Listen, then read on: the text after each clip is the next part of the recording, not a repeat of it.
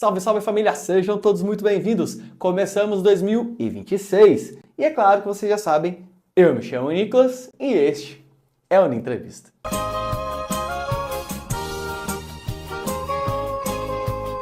Hoje eu tô aqui com ele, um cara que está com uma grande responsabilidade nas mãos, um cara que tem uma visão privilegiada e com certeza é o cara que dará tração para o futuro do Esporte Clube Taubaté. Vitor. Fala, Vitor. Fala, beleza, irmão? Tá? Bem, graças a Deus, e você? Tô tranquilo, começamos 2026 aí com você, começando 2026 com você, pra mim é uma grande honra. Cara, nunca imaginei que eu comecei despretensioso aí, rapidamente veio o presidente Taubaté. Pra mim é muito legal, de verdade mesmo. Obrigado por ter aceito o convite. E, cara, 2026, tá começando 2026, temporada tá se iniciando aí, então vai ter muito assunto, né? Muito assunto. Pra quem gosta de um futebol aí, acompanha o Taubaté, cara, esse é o vídeo pra você. Então já deixa o like aí, tá? Pra ajudar esse vídeo a chegar a mais pessoas, beleza? Se vocês perceberem que eu tô falando meio estranho, porque eu tô meio surdinho, então eu tô com um probleminha aí, então talvez eu suba um pouquinho a voz, desça um pouquinho a voz, que tá saindo meio abafada a voz pra mim aqui. Mas fora isso, deixa o like aí, capricha no like. E se você não for inscrito já, pode se inscrever com o sininho, é de graça e vai fortalecer bastante, beleza? Vitor, a primeira pergunta é padrão, apesar de que você vem de um outro meio. Então, explica pra gente, como foi a sua trajetória? Dá uma resumida pra gente, como foi a sua trajetória até a presidência, o que o motivou, conta um pouquinho pra gente. Ô Nicolas, primeiro também agradecer pelo convite, é uma honra também estar aqui, né, o primeiro programa 2026, e acho que pelo histórico aí, pelo movimento que a cidade está vivendo, a Copinha, então tinha que ser também com o Esporte Clube Taubaté, né, nosso querido burro da Central, é o que a gente ama, o que a gente gosta, não podia ser diferente. Bom, na verdade eu venho da construção civil, né, essa história muita gente já conhece, mas no final de 2024 eu acabo sendo convidado pelo ex-presidente Hélio Marcondes a executar um projeto dentro do Joaquinzão. O Joaquinzão tinha uma área ali que teve um desabamento, que era uma área de arquibancada. Eu acabo entrando como engenheiro civil para esse projeto. No final de 2024 para 2025 a gente acaba executando essa obra, não só o projeto, mas sim a obra na totalidade. E aí no ano de 2025 eu entro como patrocinador do Esporte Clube Taubaté. Então a gente, né, a empresa trabalhou um ano anterior, estava em 2024 e depois 2025 a gente acaba assumindo aí a parte de ajuda de custos do clube, né, um patrocínio. O Hélio, despretensiosamente, numa conversa, me convida para fazer parte da diretoria. Naquele momento, Taubaté estava com uma dificuldade muito grande ali, até de gestão, com algumas coisas internas, algumas dificuldades. Inclusive, para quem lembra, o começo do campeonato de 2025 foi muito tenso. Primeiro jogo em casa contra a Portuguesa, o Taubaté sofre uma derrota, depois o clássico fora, o Taubaté também é derrotado. E aí é onde tudo parecia que não ia dar certo no ano, que a gente ia brigar apenas para não cair, acaba mudando o cenário, e aí eu acabo assumindo também como CEO no clube, foi logo, né, depois do jogo contra o São José. E aí a gente faz uma divisão ali, entre o presidente Hélio Marcondes e eu, Vitor, como CEO. Fazemos essa junção, e aí, dali para frente, o pessoal sabe o que houve, tivemos uma A2 2025 muito bacana, nós reconstruímos bastante aí quando eu falo a reconstrução, né, da união da torcida com o clube, da esperança, da credibilidade do Esporte Clube Taubaté junto ao meio aí.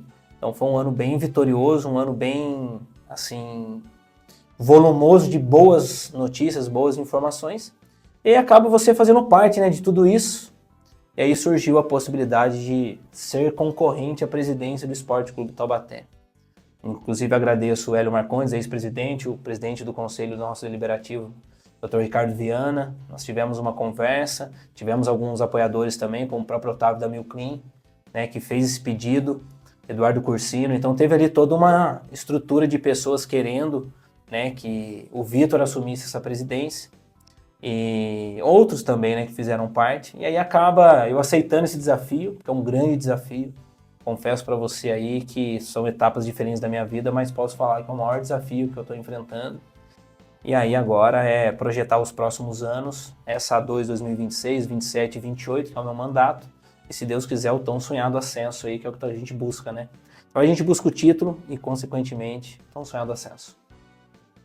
Caramba, foi bem por acaso mesmo e bem rápido, né? Foi Nós tudo bem rápido. tivemos isso tudo dentro de, basicamente, aí 10 meses. Um ano como patrocinador, depois 10 meses entre diretor e CEO, e aí acaba assumindo a presidência. Caramba, legal, cara. Já vamos entrar já no assunto do clube mesmo, né? E do seu mandato. Você assume dia 1º de setembro do ano passado, oficialmente, né? É isso aí, Certo? 2025. Como você já era o CEO, você deve ter até uma noção melhor. Qual que era o cenário encontrado assim que você assumiu e o que já mudou de lá para cá? Bom, na verdade eu coloco meu mandato aí um paralelo desde dezembro de 24, porque quando a gente acaba, né, eu entro no clube e um mês depois, um mês e meio depois, eu já acabo sendo nomeado CEO do Esporte Clube Taubaté, já acaba tendo uma divisão ali e eu começo a entender no dia a dia como o clube funciona. E desde essa época, né, o Hélio, o ex-presidente, ele acabou dando essa autonomia para eu poder implementar algumas coisas que eu via como viável dentro do clube, uma melhora do clube. Então, por exemplo, eu venho da construção civil, obviamente que eu tenho uma aptidão ali para a parte de infraestrutura. Então a gente foi lá e fez uma revitalização no estádio, pintamos o estádio na parte interna na totalidade. Cara, é muito bacana isso, porque quando o pessoal chegava e via que o estádio estava sendo pintado, e teve algumas imagens, drones que filmaram e tal, cara, gerou um despertar de curiosidade nas pessoas e isso levou pessoas para o estádio. Lembro que na A2 o pessoal falou, pô, a atmosfera aqui tá diferente. O que a gente fez de diferente? Limpamos o ambiente, demos cores para o ambiente, demos vida. Então a gente percebe que você fazendo ações certeiras no clube, que envolve a imagem do clube, o Instagram das redes, né, as redes sociais, o Instagram, a Burro TV, pequenas ações que atraem curiosidade e essa curiosidade é revertida em ativo, porque você estando no clube, a gente consegue capitalizar recursos e óbvio que a gente consegue investir no clube, a gente consegue ter uma melhoria gradual ali. Então a gente fez isso desde dezembro, basicamente na A2 inteira. Fizemos isso na Copa Paulista, infelizmente o resultado não foi bom igual na A2, mas o que a gente vem dando continuidade? No que deu resultado. Então hoje, por exemplo, a gente continua com as reformas dentro do Joaquinzão. A gente tem hoje, por exemplo, iniciou a Copinha, nós tivemos um número altíssimo de procura e visualização, mas muita gente elogiando o formato que está hoje o Joaquinzão, o gramado. Claro que há ainda dificuldades, há problemas, há grandes desafios, mas há uma melhora significativa. Então quando você consegue proporcionar um ambiente melhor, a sua casa melhor arrumada, quem faz essa visita acaba gostando daquele ambiente. Então a gente fez muito isso. Um outro ponto que a gente valorizou muito foram as redes sociais. Você pega o Instagram do clube de setembro para frente, a gente tem um Instagram muito mais jovial, muito mais de cores, um audiovisual melhor, a gente mudou a paleta, o formato de como tratar o Instagram. Me recordo que eu falava, olha, o Instagram do clube parece uma revista, você vai folheando e vai ter que ir lendo. Não, o Instagram ele é muito audiovisual, então quando você tem ali movimentação, vídeo, depoimentos, cena, você tem a transparência de mostrar quando o patrocinador chegou. Então são coisas que a gente começou a estruturar no clube e isso tem dado bom resultado. E o principal de tudo é você fazer divisão de pastas, né? Assim como uma prefeitura tem seus secretários, o secretariado cada um na sua pasta, uma instituição como o Esporte Clube Taubaté também tem.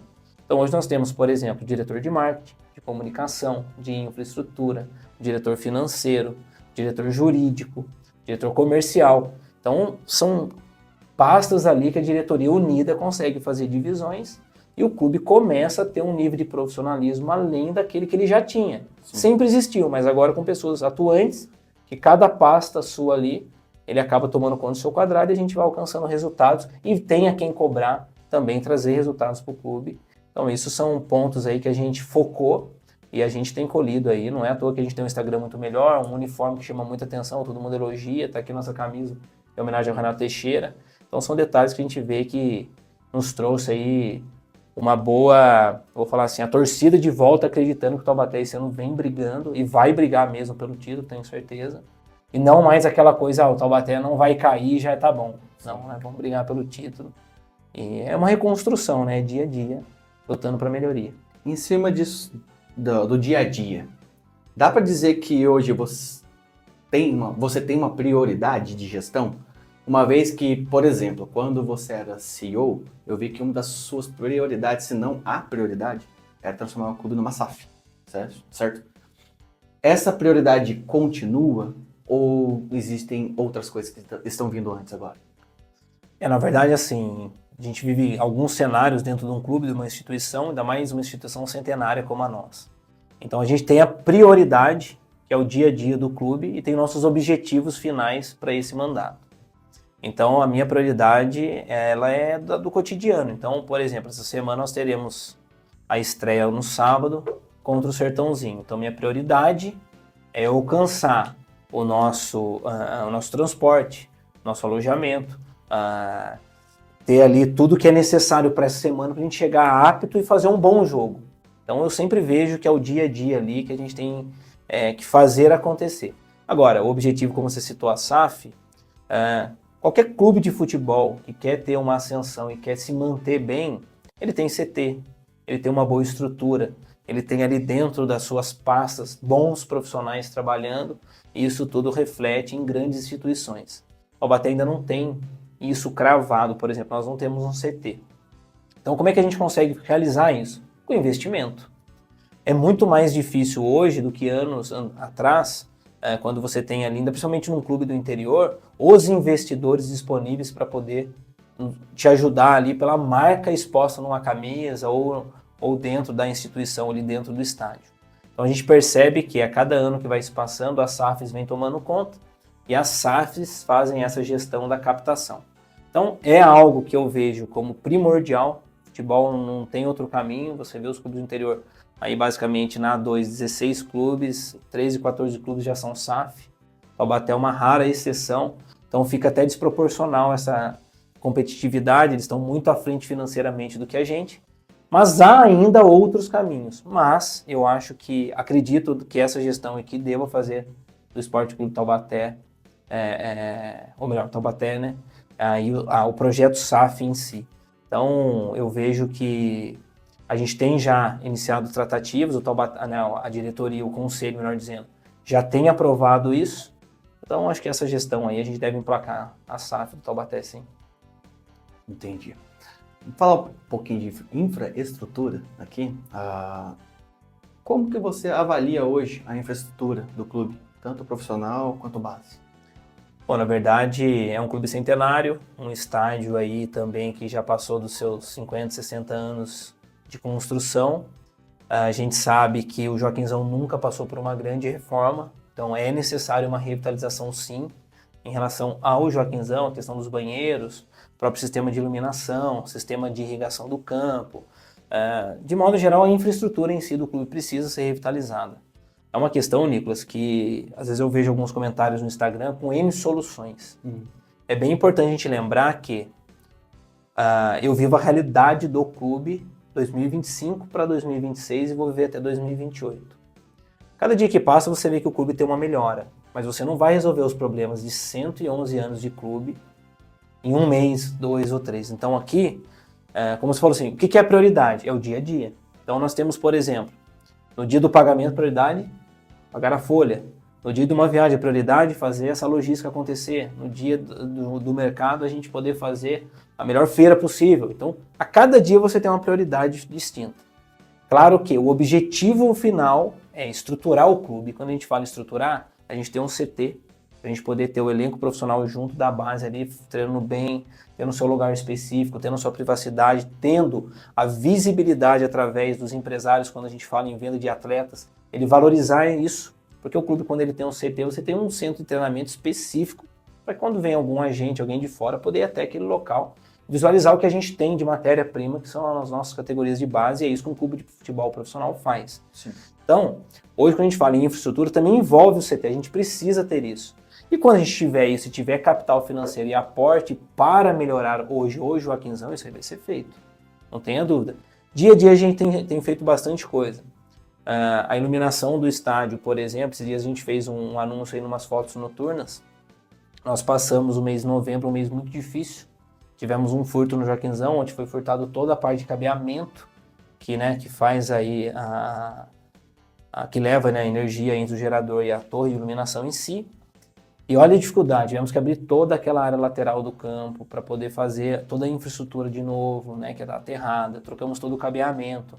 Então são coisas que às vezes as pessoas não enxergam, mas é super trabalhoso, super caro, é dificultoso você encontrar profissionais. Inclusive a gente tem um parceiro agora com isso. Então são detalhes que a gente vem trabalhando no dia a dia para melhorar. Agora, é uma área de 40 mil metros quadrados, construída para receber ali, hoje a gente tem aprovado basicamente 10 mil pessoas, né, que podem adentrar o Joaquinzão, a gente sabe que a capacidade é até maior. Então você imagina que não é fácil no dia a dia ali você conquistar e realizar as melhorias necessárias. Mas, como eu falei, a cada dia a gente tem feito ali e trabalhado constantemente para a melhoria do Joaquinzão. Entendi. Ainda sobre patrocínio, essas coisas, eu vi que o clube fechou um patrocínio essa semana, ontem, para ser mais exato, que eu vi você postando até. O clube ainda procura, tem espaços na camisa, o clube ainda procura por mais investidores? Nós conseguimos fechar, né, alguns patrocínios e a gente tem bastante permuta dentro do clube. E, inclusive agradecer a todos os nossos patrocinadores, apoiadores e, né, os empresários locais que têm nos ajudado. Então, continuar nessa força aí, porque é muito importante para o Esporte Clube Taubaté. Mas hoje nós temos ali 3 patrocinadores, né, já contrato assinado. Nosso patrocinador master, e um dos master, na verdade, que é a Milclean. A Milclean, ela está no Taubaté aí há quase 40 anos, já ano a ano se renova. E a gente tem total confiança e tem aí o apoio do senhor Otávio, inclusive um abraço para ele. Esse ano teve algo diferente, porque a Federação Paulista conseguiu fazer algo assim nunca visto no futebol, que foi um patrocínio coletivo com uma Bet. A Bet é a Rivalo, então ela estará, né, estampando as camisas quase que na totalidade da A2, A3 e A4. O Taubaté fez parte desse projeto, então teremos aí um segundo patrocinador master e tivemos também a Alvocard, que foi esse patrocínio que a gente acabou lançando, acho que você viu a postagem. A Alvocard vai figurar as costas, né, a parte posterior da camisa, um bom patrocínio também. Então nós temos esses 3 patrocinadores, um pouco mais robustos, e depois os nossos apoiadores aí que acabam no dia a dia ali executando algumas frentes de trabalho, transporte, por exemplo a Transreis, né, a Transreis é uma empresa aqui de Taubaté, da cidade, forneceu para nós todo o transporte, a logística para os treinos, agora está fornecendo todo o transporte para a Série A2. Então também mandar um abraço ao pessoal da Transreis que tem nos apoiado. E são outros exemplos que a gente tem aí de permutas que a gente fizemos com essas empresas que tem dado um bom resultado e confesso que isso aí ajuda muito o clube. Com certeza. Voltando um pouquinho, além da iluminação, voltando um pouquinho falando do estádio, além da iluminação, quais são hoje os maiores desafios? Depois de tudo que você já falou, que você já fez de melhoria, quais são as prioridades, né, os maiores desafios para o estádio hoje? Então, nós temos um estádio de futebol que recebemos competições profissionais e principalmente a competição da Série A2 do Estado de São Paulo eu posso colocar aí como o 5º maior campeonato. Até acho que com o novo formato ele passa a ser o campeonato mais competitivo a nível nacional, porque esse novo formato que você tem as rodadas, depois o quadrangular, depois as fases finais ali, chama muita atenção, acho isso muito positivo. Mas assim, o grande gargalo, e a gente vê que não é só o Taubaté, todos os clubes têm essa dificuldade, é a manutenção do dia a dia. Então você tem um gramado, que para você ter um nível profissional de gramado, isso custa muito. Então esse é um grande desafio de você manter ali o gramado do Joaquinzão em dia num nível assim... Vou até aumentar um pouco a regra, porque quando a gente fala de A2, você está num nível. Quando você fala de uma A1 ou um campeonato nacional, principalmente Série B, Série C de um brasileiro, a gente sabe que a gente teria que ter N melhorias. Então a instituição tem essa dificuldade e sabe que a manutenção no dia a dia ali é o grande gargalo, a grande dificuldade para um clube de futebol. Entendi. Ainda sobre o estádio, tem a diretoria tem planos, ideias de fazer com que, de atrair os torcedores ainda mais para essa temporada? Isso é uma pergunta bacana. Assim, eu já posso até colocar uma métrica super positiva que a gente esperava, mas até superou as expectativas. A partir do momento que a gente fez a A2 2025, chegamos às quartas de finais, depois à semifinal, e eu acho que foi um conjunto ali, uma engrenagem que fluiu muito bem, porque além do resultado positivo, a gente evidenciou muito o Taubaté nos programas locais, a gente colocou mesmo a cara a tapa ali, e conseguimos atrair novamente a curiosidade do pessoal em entender o clube e em poder buscar informações e o principal, estar acompanhando o clube dentro do estádio.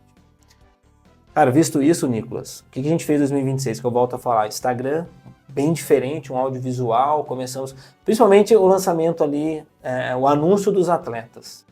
Pô, teve um anúncio, por exemplo, do Yamaha, a gente envolveu ali até uma arte que envolve o Dragon Ball e tal, e eu recebi alguns comentários, pô, até foi assim, quem teve a burrice de fazer isso?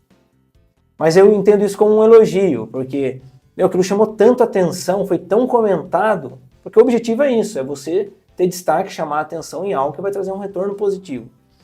Isso é muito bacana. E qual é a métrica? Nós tivemos nos últimos anos ali, sempre no início, na Copinha, né, a Copa São Paulo, 2.500, 2.400 pessoas dentro do Joaquinzão. Não é um número ruim. Se você fizer um comparativo com a A2, essa média até é alta. Tem clubes da A2 aí que já disputaram até Série A1, que tem 800 torcedores no estádio. Então quando a gente fala que teve 2.000, 2.500, não é um número tão pessimista assim. E aí começa a Copa São Paulo. Tiveram mais ou menos 3.600 a 3.700 torcedores com a face cadastrada, né, aquela facial que a federação pede. Mas o que houve? Tiveram alguns problemas com o aplicativo. Então, na hora ali, a gente estava solucionando o problema, conseguindo cadastrar o pessoal.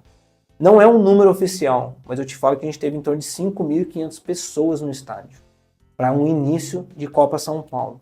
E inúmeras pessoas não foram porque não conseguiram fazer a facial.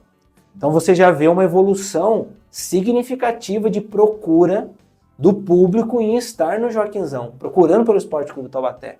Ainda reforço, porque quando a gente vai na roda de amigos, às vezes vai frequentar algum ambiente, alguma coisa do tipo, aquela confraternização, principalmente no final do ano, cara, sempre o assunto era o Esporte Clube Taubaté, mas agora um lado positivo. Pô, tô montando um bom elenco, tô pintando um estádio, pô, o pessoal tá acreditando agora, eu acho que é com uma nova gestão. Isso é igual, eu faço um comparativo, né? Quando você faz a virada de ano, você, por exemplo, a virada é de quarta para quinta-feira. A gente tem a esperança que de quarta para quinta é um novo ciclo de algo novo que vai nos trazer bons resultados.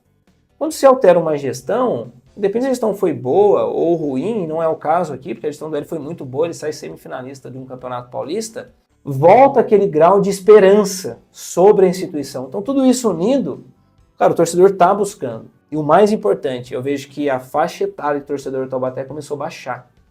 E isso é muito legal. Você pegava a torcida do Taubaté, ela é uma torcida mais experiente, 30, 40, essa faixa etária para cima. Agora você vê a criançada, pô, cadê o Caio? Pô, cadê o Yamada? Cadê o Romarinho? Sabe, o pessoal falando o nome dos atletas, o pessoal buscando a camisa infantil. Pô, no estádio da Copinha lá, eu vi criança pra caramba fazendo, assim, divulgação mesmo nas redes sociais. Então eu tô bem esperançoso com isso, tô bem feliz com esse resultado. Nosso marketing tá trabalhando muito, muito mesmo. Hoje nós temos também, eu tenho que agradecer aqui a Locomotiva, que é uma parceira, um escritório especializado em marketing. Então tem feito para nós também essa gestão em conjunto com a nossa pasta, com a diretoria. E o resultado é esse, a gente está baixando esse nível aí, nessa idade, e o estádio eu tenho certeza que se a gente fizer um bom resultado contra o Sertãozinho fora, a gente deve lotar o Joaquinzão aí. Legal, rejuvenescer a torcida é muito importante. Isso é muito importante. É muito importante para o futuro do clube. Você até falou de contratações na sua resposta. Vamos falar um pouquinho de contratação? Me corrija se eu estiver errado, tá? Claro. São 22 atletas, além do técnico. Se eu não contar errado. É por aí, é por aí. São 26 atletas que a gente O elenco total. E aí tem uma lista B, que são na prática alguns suplentes que a gente pode depois puxar além, para substituir um desses 26. Então esse é um número oficial aí. Perfeito. Só para citar alguns nomes, Samuel Pires, o Yamada, que você falou, veio do Sampaio Correia, né? Sim. Vai ter um rapaz, o Bernardo Rosa, veio do... passou pelo West, né? Jogou no West e tudo mais. Isso aí. Qual seria os critérios, os principais critérios utilizados para essas contratações? Bacana essa pergunta também, né? Vou dar um exemplo aqui do Capivariano, que esse ano alcançou o acesso, né? 2025. O Capivariano, ele manteve ali uma base, um elenco, durante 3 anos consecutivos, com 5, 6 peças. Ele não jogava o ano inteiro um calendário extenso com aquelas peças. Ele emprestava e depois ele repatriava os seus atletas. E assim ele conseguiu tão sonhado acesso. se consagrou campeão aqui, né, acima do Primavera. Primavera também tem algo bem parecido, de montar um time há 3 anos atrás, Primavera foi mantendo, e aí vice-campeão também teve o acesso.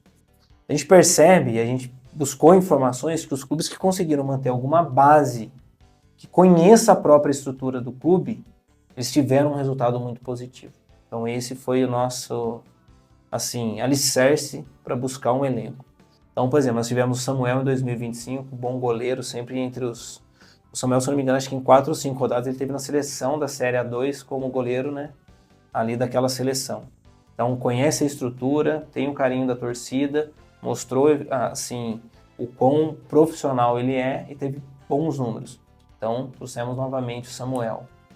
Mesma coisa em 2025 com o Frazan. Perdão, Lu Anderson. O Lu Anderson fez zaga com o Frazan, né? Fizeram uma boa dupla de zaga. O Frazan acabou indo para a Inter de Limeira, não foi possível trazê-lo. Conseguimos trazer o Lu Anderson. Então, tivemos ali Samuel e já Lu Anderson de volta. Yamada teve aqui em 2024, fez um bom campeonato. Yamada é conhecido da torcida. Romarinho também já teve aqui. E aí, claro, a gente faz essa base e depois a gente repatriou novamente o Caio. Aí categoria de base, foi para o esporte, voltou para o Taubaté. Aí o próprio Maicon aqui. Então, atletas, né? O Chico, que agora está fazendo a Copinha Sub-20, o último ano dele, mas vai fazer parte do elenco Série A2. Então, são detalhes que a gente tem ali uma base entre 7 e 8 atletas que faz essa base e o resto a gente, né, as demais vagas a gente vai buscar no mercado e atletas. Mas atletas de alto nível, assim que a gente tem... buscado, né? Trouxemos, melhor dizendo, o Luan atacante, o próprio Bernardo Rosa, que você deu um exemplo. O Bernardo fez aí a base dele no Flamengo junto com o Vini Júnior.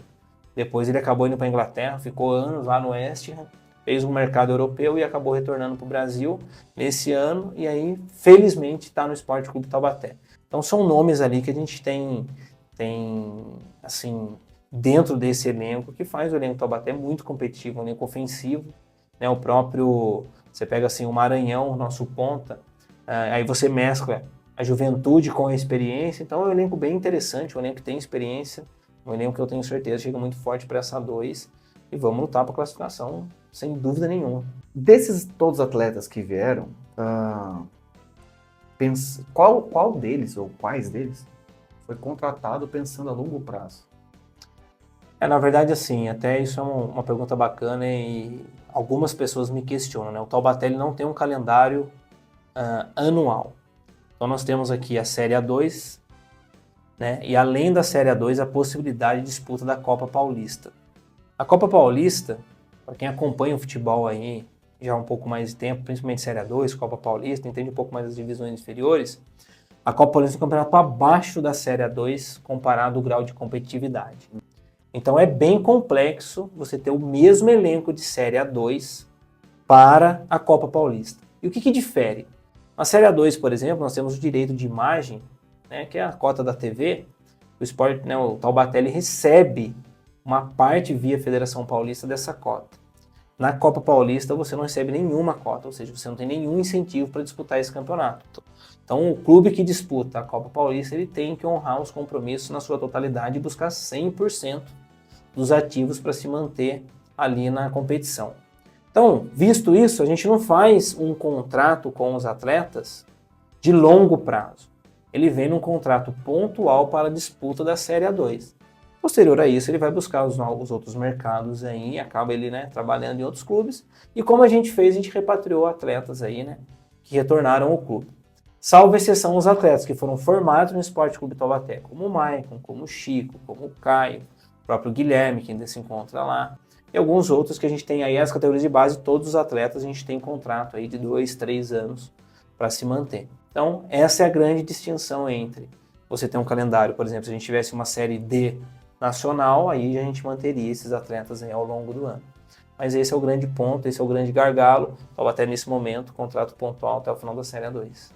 Perfeito. Só por curiosidade, vocês tentaram, até porque foi um dos principais da temporada passada, um dos destaques, vocês chegaram a ir atrás do Gutierrez novamente? Tentamos, o Gutierrez eu posso falar para você que tem total vontade de estar no Sport Clube Taubaté, Ele foi feliz aqui, nós fomos felizes com ele também. É um amigo, posso te falar isso. O que acontece? O Gutierrez tem um contrato onde ele vai disputar o campeonato local. E aí, para nós conseguirmos fazer assim o empréstimo, a gente teria que honrar alguns compromissos ali que fogem da realidade. Uma multa hoje, por exemplo, do Gutierrez fugiria total da realidade de uma Série A2, não só para o Taubaté, acredito que nenhum clube faria esse investimento, porque realmente é um número alto. Então ele fica no clube, mas ainda tem uma possibilidade, dependendo de como o clube dele se portar no campeonato local e nós aqui, quem sabe ainda pode haver uma possibilidade do Gutierrez chegar nas fases finais aí sim. Entendi. Até porque ano passado mesmo teve alguns atletas que foram contratados ali perto do mata-mata, né? Sim, a gente quando inicia a segunda fase, há uma data de limite ali, mas você pode fazer a alteração até de 4 atletas. Então você tem essa janela ali que permite a gente conseguir fazer contratações pontuais como a gente fez, né?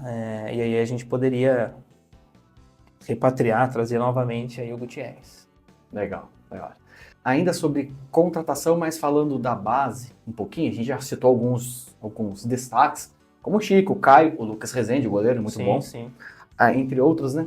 O quão importante esses atletas que estão hoje disputando a Copinha serão para disputar a 2? O campeonato sub-20 ele tem essa importância e essa relevância, né? A partir do momento que você disputa um campeonato que você tem destaque de alguns atletas, você acaba utilizando desse material numa Série A2. Então, por exemplo, você pega o próprio Caio, como eu falei, o Chico, vamos pôr assim, o próprio Guilherme. O Guilherme já não tem mais idade para a Copinha, mas veio das categorias de base. Então a gente acaba tendo uma economia, porque você tem atletas de um nível alto, com um custo mais baixo, porque foram formados aqui. Então isso ajuda muito dentro do A2. E além disso, claro, quando você tem um atleta que se destaca numa Copa São Paulo, por exemplo, você abre mercado para esse atleta. Então você também consegue levantar capital através da venda desse atleta. E aí isso também pode ser, né, destinado a melhorias no estádio, a pagamento da folha, enfim, você fazer ali um investimento na instituição. Então é bem importante as categorias de base. A categoria sub-20 ela é o passo que o atleta está disputando o campeonato estadual profissional. Então a gente tira bom proveito, sim, dessa categoria. Legal. Para você que chegou até aqui, muito obrigado. Essa foi só a primeira parte, calma. Não, tem muita resenha ainda, calma lá. Então, tem muita dúvida aqui ainda. Mas temos que fazer a nossa obrigação de apresentador, até porque o Vitor veio com toda a boa vontade do mundo, então vou estar passando aqui para vocês agora. Caso vocês ainda não conheciam o Vitor, vai estar passando aqui para vocês o Instagram dele, beleza? Vou estar passando aqui na tela para vocês, então dá aquela pausadinha, olha o nome dele lá, vai pro Instagram e segue, beleza? Eu tô só escutando agora, tô fazendo outras coisas escutando, mas eu não tô assistindo. Não tem problema, primeiro comentário fixado vai estar lá o link do Instagram do Vitor, beleza? Então não tem desculpa. Chegou no final lá, só clicar lá no link, você vai direto pro Instagram, segue lá para você acompanhar a evolução do Taubaté, beleza? É claro. Vitor, vamos voltar aqui. Vamos falar um pouquinho de gestão. Cara, como você definiria hoje o modelo de gestão do clube? Bom, acho que hoje a gente tem essa divisão de pastas, como eu falei anteriormente. Então a gente consegue aplicar dentro da instituição ali um modelo empresarial, né? Onde você tem ali departamentos, onde você tem ali não só aquele momento que você tenha dificuldade e resolve um problema, mas sim você tem antecipação ali de problemas possíveis e você já consegue fazer ou sanar algo com uma maneira mais eficiente. Então, essa gestão ela busca ter o profissionalismo de uma instituição, de uma empresa. E o clube não deixa de ser uma empresa. O clube tem um CNPJ, ele tem funcionários, ele vende um produto. Então, essa gestão que a gente aplica no clube ali não é muito diferente de uma empresa em si, como é a minha empresa, por exemplo. A gente quase espelha, né, os departamentos lá. Como quase todos os clubes brasileiros, acredito que o Taubaté não seja muito diferente, o clube possui dívidas, Sim. Certo? Como estão essas dívidas hoje? Como que a sua gestão planeja administrá-las? Pô, isso também é importante, né? Até volto para o assunto SAF. Isso é muito interessante para se entender como que a gente faz a valorização e a validação do preço de um clube. A gente vê hoje as cifras aí astronômicas de alguns clubes que a gente às vezes vai entender, né? Por exemplo, um exemplo bem esporádico aí, simples. Às vezes o clube tem um potencial e tem um valuation ali, ou seja, o valor de 500 milhões de reais. E a dívida é maior do que o valor do clube. Então, como é que você adquire um clube desse? Basicamente grátis, porque você vai ter que assumir toda essa dívida. Taubaté ele tem um estádio próprio, que é numa área imobiliária fantástica da cidade. Eu acho que o metro quadrado, se não o mais caro, é um dos mais caros aqui de Taubaté. Além do estádio, ele tem a sua sede, que apesar da sede social não estar operando ainda, né, novamente como clube, né, como uma sede social clube ali para os sócios, mas a sede, o terreno, a área própria do Esporte Clube Taubaté. Então você tem esses dois imobiliários dentro da cidade com um potencial gigante, avaliados um número altíssimo e tem uma dívida do clube. Hoje nós temos por baixo aí, entre avaliações, um número acima dos 130, 140 milhões de reais, isso por baixo, entre estádio, a área do estádio e a área da sede. E o Taubaté tem em torno hoje de 6,5, 7 milhões de reais de dívida. Então, assim, são desafios trabalhar com essa dívida, parte assim de alguns acordos que são de processos que estavam rodando aí, a gente criou acordos, vem pagando mês a mês algumas as parcelas em si, vem buscando quitar algumas dívidas, a gente conseguiu fazer a quitação de algumas dívidas em 2025, estamos trabalhando com isso em 2026 também, mas o que é mais importante disso? Que o Taubaté tem um número de instituição muito acima da sua dívida. E se você for pegar, por exemplo, um comparativo dos clubes de futebol centenários como o Esporte Clube Taubaté, a dívida do clube passa a ser muito baixa, perto do tamanho da instituição, perto do potencial que o clube tem. Então, assim, é claro que preocupa o clube ter dívidas, é uma dificuldade que nos atrapalha muito, mas ao mesmo tempo a gente vê que a gente tem ali ainda como reverter e ter um bom cenário, tá? Pode até ir além, um ótimo cenário e fazer desse clube aqui cada vez maior, um clube rico, um clube aí que nos dê bons frutos e principalmente alegrias, né? Então eu vejo um potencial fantástico no Esporte Clube Taubaté. A gente falou um pouco já de SAF e em cima dessa resposta, já foi feito algum tipo qual que é a palavra? Não é essa palavra, mas acho que você vai entender. Um tipo de análise de tudo que o clube tem para saber um valor de mercado do clube para uma possível SAF? Legal isso daí. A SAF, para quem não acompanhou outros programas, no ano de 2024, o Conselho Deliberativo do clube, né, do Esporte Clube Taubaté, ele aprova que o clube se torne uma SAF. São coisas distintas, primeiro você tem que ter a aprovação do Conselho, então essa parte, que é a primeira etapa, o clube já fez em 2024. Vai final de 2023. Em 2024 o clube... Perdão, final de 2024 e aí em 2025 o clube vai buscando esse parceiro. E aí, a partir da minha gestão, eu acabo retornando uma conversa de 2025 e a gente anda com essa tratativa SAF. Então hoje o Esporte Clube Taubaté já tem aprovado dentro do Conselho a possibilidade de se tornar uma SAF. Nós já temos uma boutique. A boutique é o escritório especializado na gestão e elaboração e a implementação da SAF nos clubes. Então o Taubaté, já vou colocar assim, que ele já está no terceiro estágio.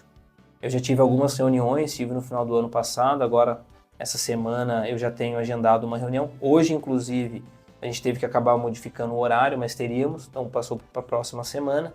Então nós já estamos elaborando o projeto SAF do Taubaté.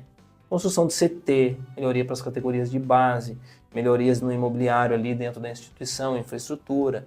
Então, todos esses detalhes para um aporte inicial, para que o investidor saiba quanto ele precisa aportar inicialmente e quanto ele vai aportar ao longo dos anos no formato SAF.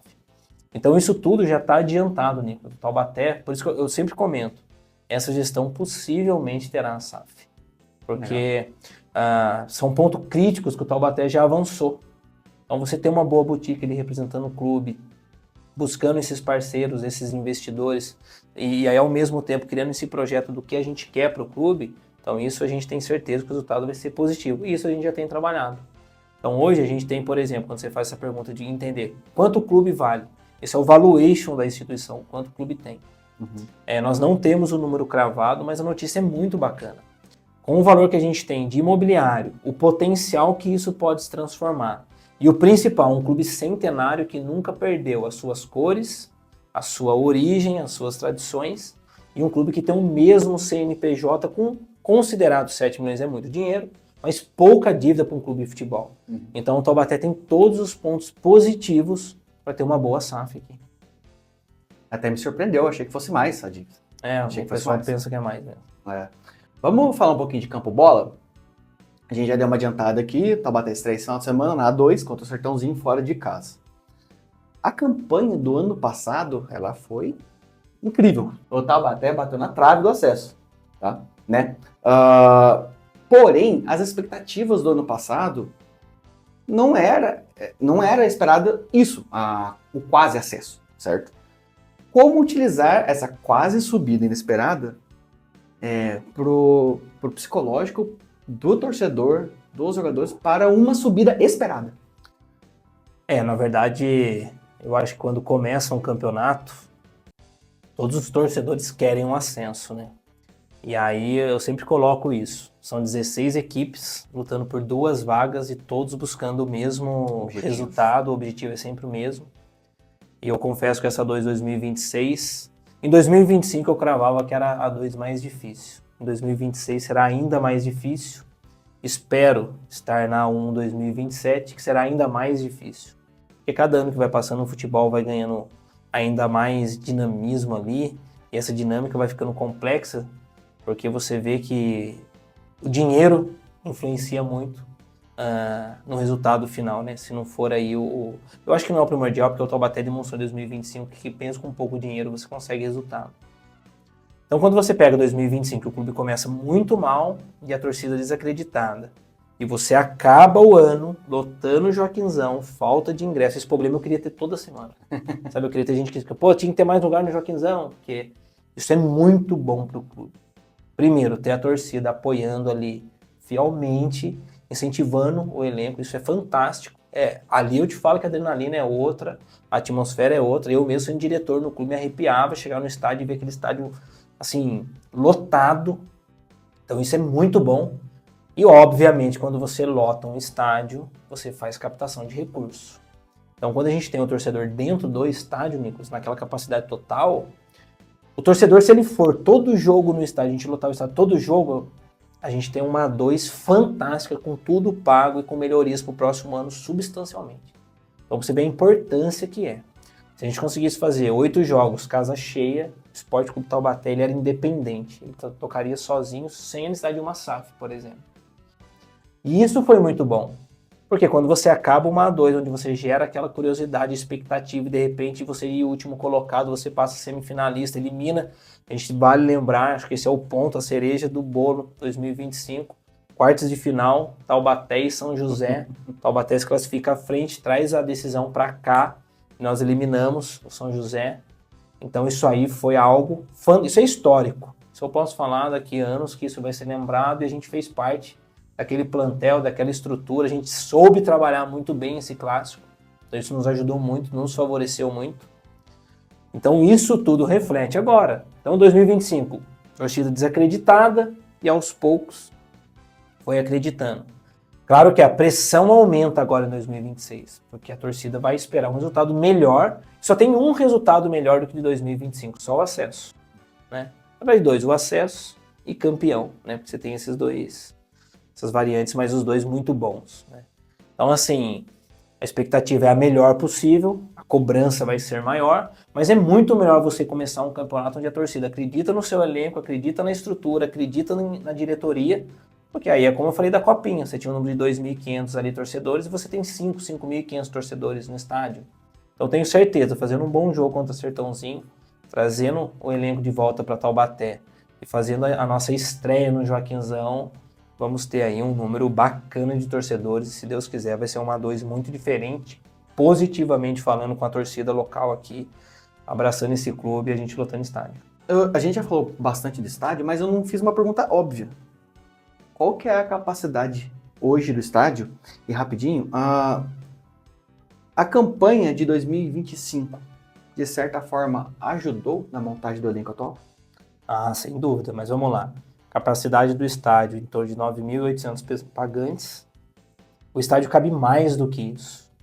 Tem um setor que o Taubaté acaba tendo que fazer um isolamento, mas esse setor pode ser disponibilizado num evento de maior proporção. Então isso a gente pode ter um número ainda maior, entre 12 mil, 13 mil torcedores dentro do Joaquinzão. Mas é uma área ali que fica entre a torcida do visitante e a nossa torcida, que perde aqueles bolsões ali por segurança. Então essa é a nossa capacidade. Então de 10 mil, esse é o nosso número. Oficialmente 9.800. Era 9.600, passou agora 200 lugares a mais aí. Isso já através de aprovação do Corpo de Bombeiro e Polícia Militar, Federação Paulista. Então um número bacana pra gente aí. Com relação... Qual foi a segunda pergunta, perdão? Se a campanha de 2025 ajudou então, na montagem do com elenco. relação à contratação e montagem do elenco, isso você não tem a dúvida. Porque jogadores se falam. Então, quando você tem um bom aspecto interno, por exemplo, olha, os atletas que tiveram em 2025 viu que essa diretoria trabalhou, honrou os compromissos, dentro da sua limitação ali fez o melhor possível, eles entendem isso, as coisas se espalham. Tanto negativo quanto positivo. Então, quando a gente, por exemplo, foi buscar o Bernardo, quando a gente foi buscar o Yamada, quando a gente foi buscar o Romarinho, quando a gente iniciou as tratativas, o pessoal, não, a gente tá vendo aí que o trabalho foi legal, colheu bons frutos, vamos participar desse projeto do acesso e tal. Então, isso ajudou e muito, mas muito na contratação do elenco. Legal, da hora. Vamos falar um pouquinho do que, pelo menos pra gente que acompanha as redes sociais Taubaté ou Taubaté nos campeonatos, que foi a saída do técnico Rogério, né? Ele já vinha as contratações, acredito eu que muitas das contratações foram feitas com o aval dele, mas ele saiu, foi para um time de Goiás, né? De Goiânia. Isso. Cara, o quanto isso pegou de vocês de surpresa e como que vocês chegaram no nome do técnico novo, que é o Diego Coelho, que, para quem não sabe, aquele lateral direito que jogou no Corinthians, jogou em vários clubes, Atlético Mineiro e tudo mais. Bom, na verdade nós fomos pegos realmente de surpresa, né? O professor Rogério acabou me procurando no final, foi uma segunda-feira, não me lembro agora o dia exato, mas ele me procurou por volta das 6:30 da tarde e eu tinha uma reunião do conselho marcado para 7. Então foi uma conversa bem breve, no qual ele expõe, o Abecate acabou, ele na verdade a princípio ele nem falou sobre o clube, né? Não falou o nome do clube, mas anunciou que teve uma oferta acima da realidade que ele ganhava aqui no Esporte Clube Taubaté. E aí ele ficou um pouco balançado e acabou informando, olha, presidente, eu recebi uma oferta, eu vou priorizar a família, vou priorizar a questão pessoal dele. E aí nós tivemos depois da minha reunião no conselho, palavramos mais algumas coisas, mas aí acabou sacramentando a saída do Rogério. Logo na terça-feira de manhã nós fomos para o mercado, avaliamos alguns nomes, um dos nomes era do Diego Coelho. O Coelho foi, né, treinador e campeão da Copinha, inclusive até com o Corinthians. Treinou a equipe profissional do Corinthians em alguns jogos. Eu, particularmente, achei que ele foi bem até naquela época. E depois teve uma passagem de Portugal e estava no Cuiabá, no Sub-20. A gente entra em contato com alguns nomes e um deles, o Coelho, como eu falei. O Coelho logo de cara dá um retorno super positivo, se interessa muito pelo projeto. É até uma coisa bacana, porque a gente entra em contato com ele pouco tempo depois, ele já retorna falando do elenco do clube e dos jogadores que ele tinha ali, ou melhor, sabia já onde os atletas já tinham atuado, como tinham atuado. Então você vê que ele tem um interesse na instituição. Bom, conversa andou, algumas questões de contrato, um ponto até para ele poder fazer o desligamento junto com o Cuiabá e tudo mais. E ele acaba vindo para o Esporte Clube Taubaté. Chama a atenção que ele já chega num sábado, Taubaté fez um amistoso, ele já acompanhou esse amistoso, ali de bate-pronto ele já entendeu algumas coisas, falei com ele por telefone, super positivo. E uma questão que é muito importante, que é assim, né? Quando a gente fala da montagem do elenco, o elenco ele é do clube e não do treinador. Então a gente tem um executivo de futebol, que é o Leonardo Silvério. O Leonardo é um querido também, um amigo. Assim que eu posso falar que a gente tem feito um trabalho em conjunto muito importante. Dia a dia nosso, a gente está sempre em linha ali. Então nós montamos um elenco competitivo para o Esporte Clube Taubaté. Claro que você tem ali a visão do treinador e ele, logicamente, filtrando alguns nomes. Mas é muito interessante porque nisso o Rogério foi muito feliz na montagem desse elenco. Tanto que o Diego chega e, claro, ele vai ter ali a personalidade dele, o formato dele, mas, como eu falei, ele já tinha o nome do elenco basicamente ali na palma da mão, na ponta da língua, e ele chega e dá um feedback super positivo com o elenco que ele tem em mãos. Então, isso é muito bacana. O Diego chegou para somar rapidamente, assim, 2 conversas que ele teve dentro do elenco, você percebe que o elenco acredita totalmente no projeto, acredita no Diego Coelho, e acho que nada é por acaso, sabe? Eu acho que o Diego chegou num momento extremamente importante. Você vê que o cara tem a linguagem dos boleiros, porque ele foi um boleiro, então ele tá ali no dia a dia, ele entende as dores. Às vezes é um movimento que um atleta faz, ele já chama de lado, conversa, linha. Então você vê que isso agregou muito para o clube. Então tenho também certeza que o Coelho vai somar muito e vai ter um bom resultado nessa 2 aí. Você acha que essa transição de treinadores, com o time que foi, você acha que pode prejudicar de alguma maneira a preparação? Ou, não está aqui, você acha que esse conhecimento do Diego para com o elenco elimina essa brecada, né, de preparação? Na verdade ele teve 2 amistosos, ele teve inúmeros treinos, ele teve um mês basicamente ali entre a chegada dele e até a estreia do Taubaté nessa 2.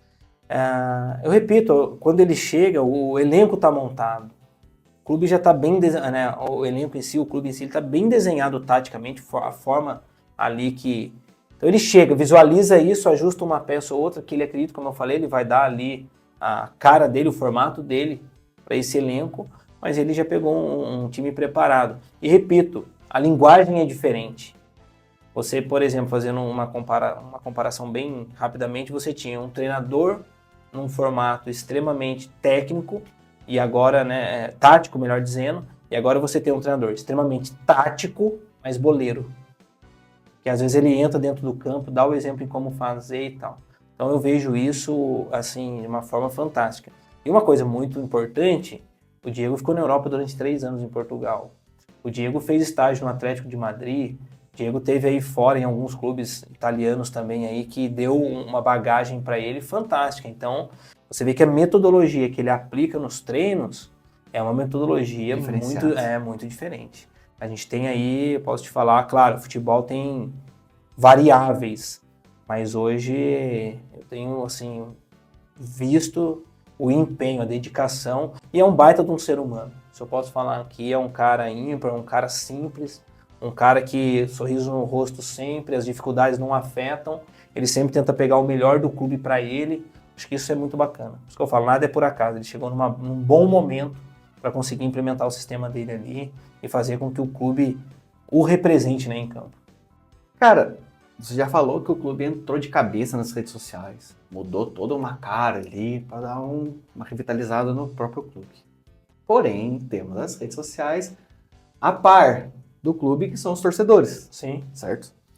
E, apesar dessa saída do técnico, Rogério, ter sido uma surpresa para quase toda a torcida, todo mundo, você, em boa parte da torcida, de certa forma, gostou. De certa forma, gostou. Porque tinha muita gente que não gostava. É normal. Na torcida não tem gente que não gosta do trabalho do profissional, isso é normal. Você entende isso como positivo? Ou os recados, postagens da torcida em redes sociais, as coisas não influenciam muito no dia a dia do clube?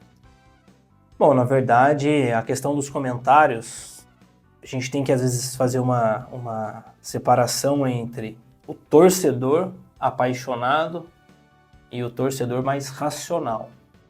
Eu entendo a questão do torcedor, vamos colocar assim, as críticas, e depois até vou inverter, os elogios pela saída do Rogério, porque o Rogério acabou não alcançando bons resultados dentro de uma Copa Paulista.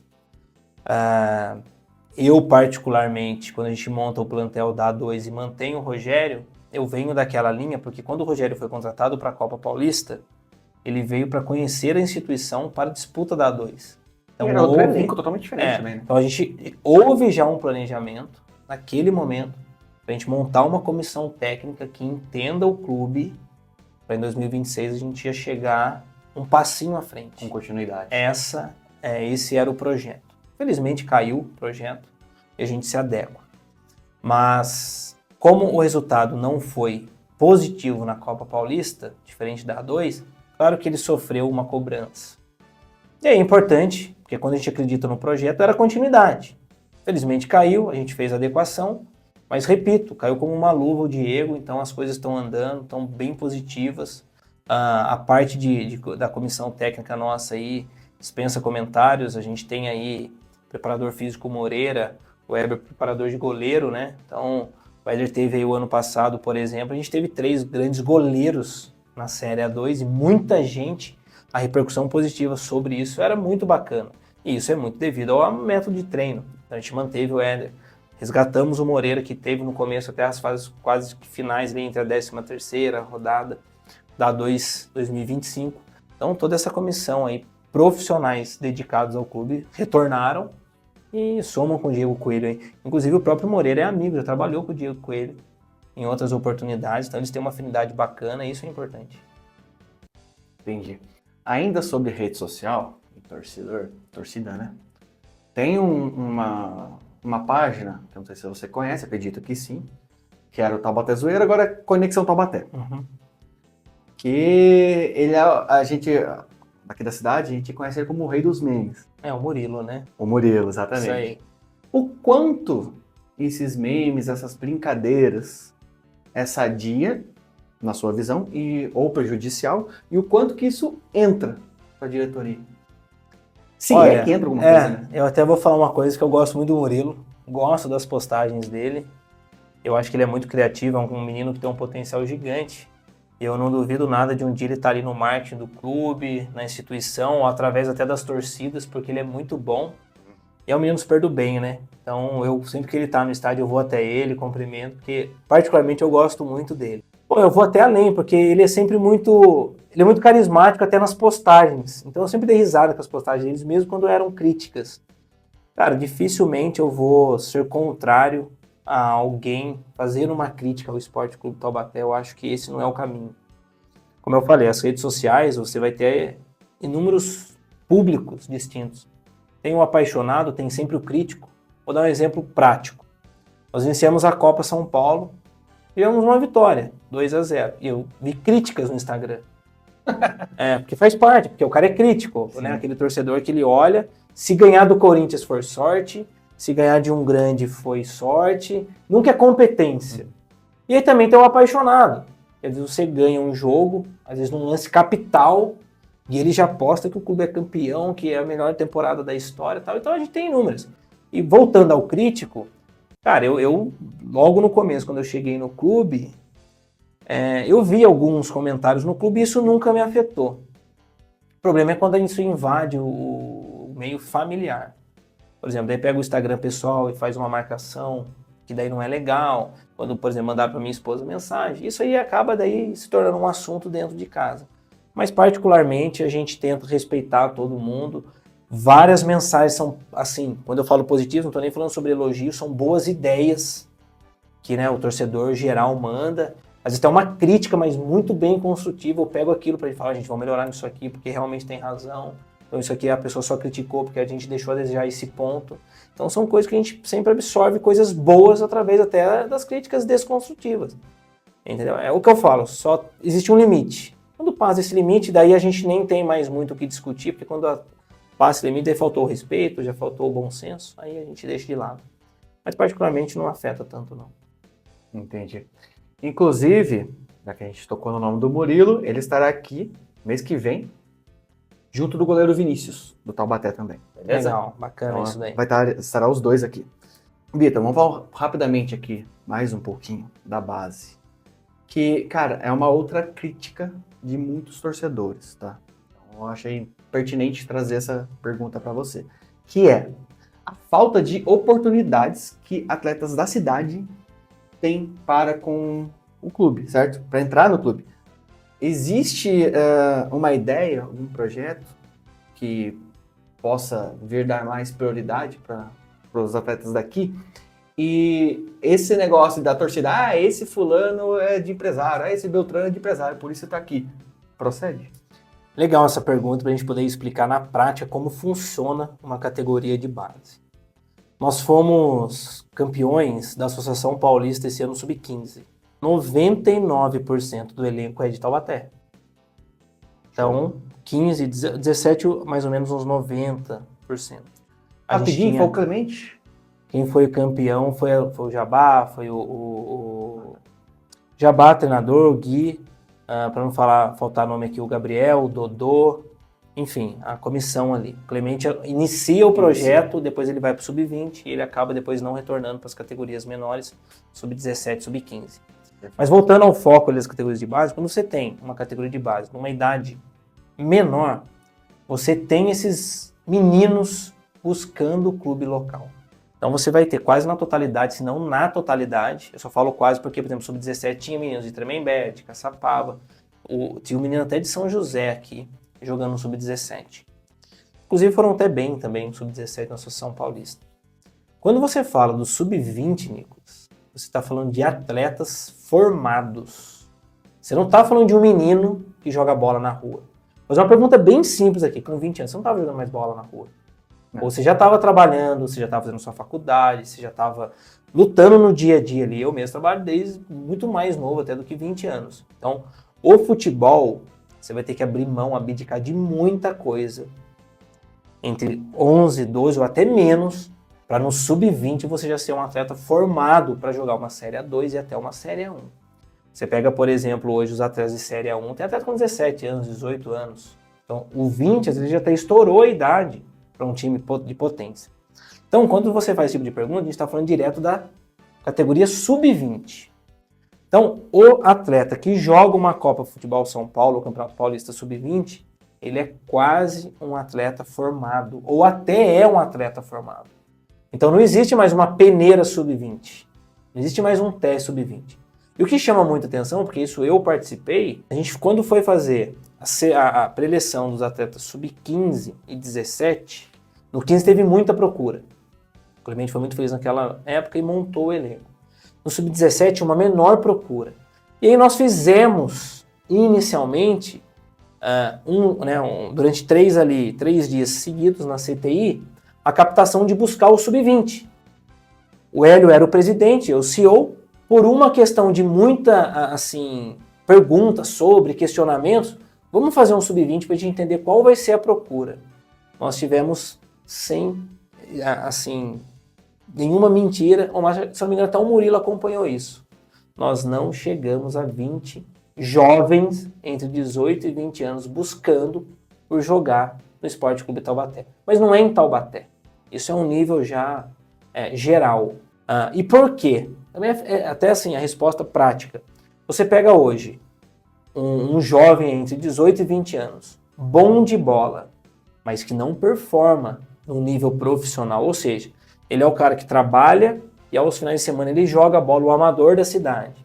No amador ele vai, ele recebe, ele faz o terceiro tempo, lá ele pode beber, ele pode curtir, ele pode dormir até tarde. Numa categoria sub-20, por exemplo, seja no Taubaté ou qualquer outro clube, é regrado, ele tem horário para dormir, ele tem a disciplina, ele não pode beber, ele tem que manter ali, ele tem que estar alojado. Então são N questões que, infelizmente, pelo Taubaté não ter as categorias mais jovens já estruturadas, ou melhor dizendo, nós retornamos 2025, sub-15 e 17, então nem tinha essas duas categorias, na totalidade ou na grande maioria vão ser atletas a nível nacional. Isso, para um clube profissional, é normal, Nicolas. Agora, reforço, se nós montarmos, isso já você nem me fez a pergunta, mas já vou te adiantar. A ideia é montar as categorias de base ao longo desse 2026 e os próximos anos, desde o sub-11 ao sub-20, aí você vai ter uma formação de atleta local. Aí você vai ter aquela criança que inicia ali com 11 anos, 12, 14, 16, daqui a pouco ele joga a Copa. Aí você vai ver que de repente daqui 3, 4, 5 anos, você vai ter um elenco taubatiano real no sub-20. Mas hoje, quando você busca esse atleta específico, ele não vai sair da cidade. Entendi. Entendeu? Não sai. É uma minoria que tem aqui. Nós temos um atleta, me foge o nome agora, do Sub-17 que subiu para o Sub-20 de Taubaté. Mas assim, por quê? Já é uma categoria abaixo, que ele faz parte do elenco, que é muito bom. Mas é algo que agora está pegando forma. Então é essa a resposta. O atleta Sub-20 ele é quase um profissional já, que ele vem buscar essa vitrine da Copa para ser negociado aí para clubes, seja aqui, seja de fora, ou seja jogar a nossa 2.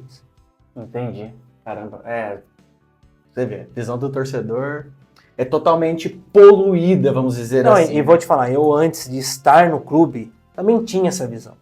E aí você começa a entender, assim, o que é um Sub-20, o que é o Sub-17, o que é o Sub-15.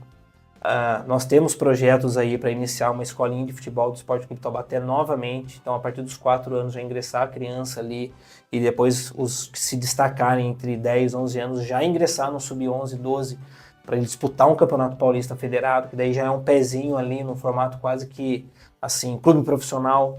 Então, são projetos que a gente vai tratar ao longo dessa gestão, que a gente vai resgatar. Numa próxima gestão, a gente vai colher esses frutos, porque a ideia é essa, você plantar, para a próxima gestão colher um fruto positivo.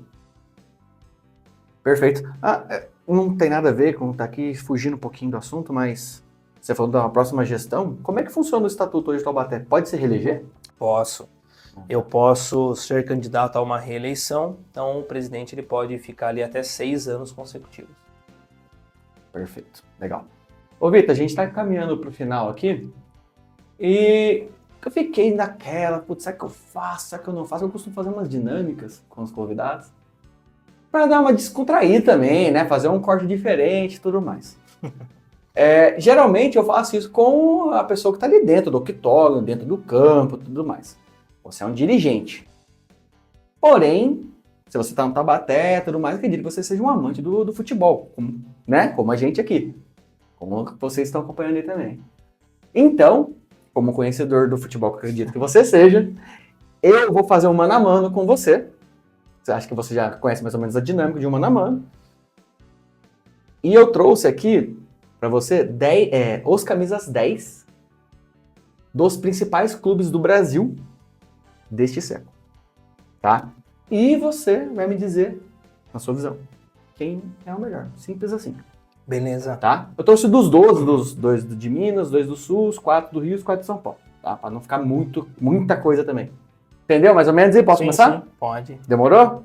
Vamos lá, então. Hernanes ou Tcheco, do Grêmio? Hernanes São Paulo, Tcheco Grêmio. Hernanes? Hernanes ou Juninho Pernambucano? Juninho Pernambucano. Juninho Pernambucano? Juninho Pernambucano ou Zidanilo Corinthians? Zidanilo. Zidanilo ou Ronaldinho Gaúcho Atlético Mineiro? Zidanilo. Polêmica, hein? Zidanilo ou Valdívia? Zidanilo. Zidanilo ou Dario Conca? Vou ficar com o Zidanilo porque é bicampeão mundial pelo São Paulo, pelo Corinthians. Não é fácil ter esses 2 títulos assim, não. Por isso que eu fiquei entre ele e o Ronaldinho do Atlético. Entendi. Zidanilo ou Arrascaeta? Arrascaeta.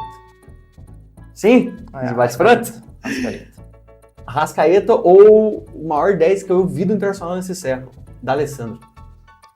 Eu vou muito assim, vou responder isso um pouquinho mais longo, vou ficar com o D'Alessandro, mas é pela representatividade que ele tem com o clube, né? Por exemplo, de todos os nomes que você falou, sem dúvida nenhuma, é o Ronaldinho Gaúcho, desses nomes pra mim é o top aí. Mas você pega, por exemplo, o Danilo como bateu na trave aí.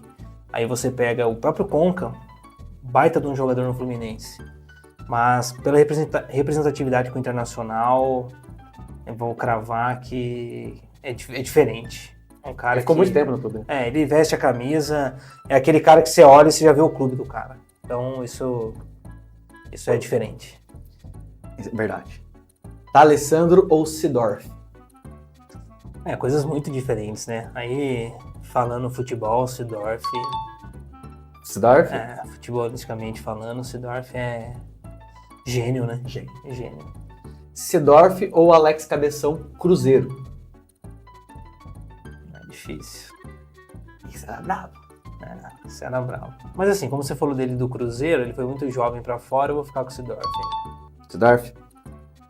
E pra fechar, finalizar aqui, Seedorf ou Ganso dos Santos? Seedorf. Seedorf? Seedorf. O Ganso, eu sempre gostei muito dele, mas, assim, minha opinião, tá? O Santos era um time tão ágil e rápido que o Ganso podia ainda ser um cara que não marcava, um cara que usava totalmente da técnica dele para jogar futebol. No jeito que o dinamismo hoje tem aí, futebol muito tático, o Ganso não é um cara que ganha um campeonato sozinho.